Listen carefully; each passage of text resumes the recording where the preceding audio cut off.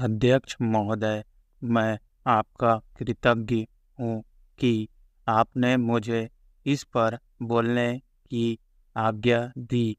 यह महत्वपूर्ण प्रस्ताव आज दिल्ली के सामने ही नहीं, बल्कि हमारे सारे देश के सामने है। पिछले 2-2.5 साल से बराबर हम इस पर विचार करते आ रहे हैं और यह सोच रहे हैं कि हमारे देश में जो असमानताएं हैं, उनको किस प्रकार से दूर किया जाए।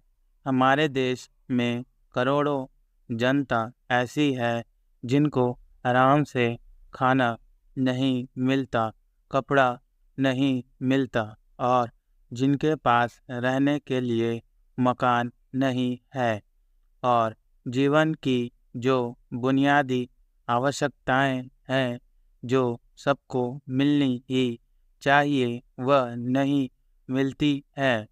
ऐसे लोगों को किस प्रकार से सहायता पहुंचाई जाए, यह प्रश्न आज हमारे सामने है।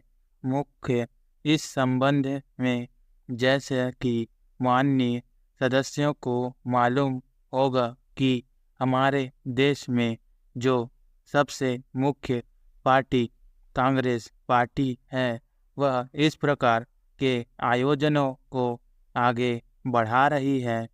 इस बात पर कई महीनों से विचार हो रहा है। कई राज्यों में बिल की शक्ल में भी चीज़ें सामने आई है और सबने देश के हित को सामने रखते हुए इस मामले को अभी स्थगित रखा हुआ है। लेकिन सब लोग जानते हैं कि किसी भी देश में अगर सामाजिक न्याय की बुनियाद न डाली जाए, तो उस देश की आज़ादी पूरी नहीं मानी जाती है। ऐसी स्थिति में हम इस देश में एक बहुत बड़ा काम करने जा रहे हैं। हमारे देश में असमानता कम हो, जनता के अंदर संतोष बढ़े, उसकी गरीबी, बेकारी और बेरोजगारी दूर हो और ये चीज़ें जो हमारे सामने डरावनी शक्ल में मौजूद है, उनको किस प्रकार से मिटाया जाए। यह सवाल आज भी हमारे देश के सामने सबसे बड़ा सवाल है।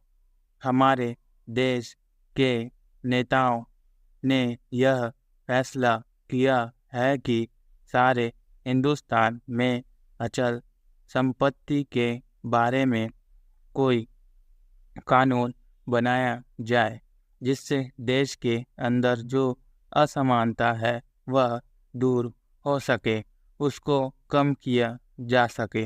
आज हमारे देश में असमानता एक भयानक रूप में खड़ी है। हालांकि हमारे देश के अंदर आय भी कुछ बढ़ी है, लेकिन इसके बावजूद हमारे देश में वह संतोष नहीं है, वह बुनियादी चीज़ें नहीं हैं, जिसके बल पर हम इस देश में असमानता कम से कम कर सके। यही कारण है कि यह प्रस्ताव आज यहाँ पर लाया गया है।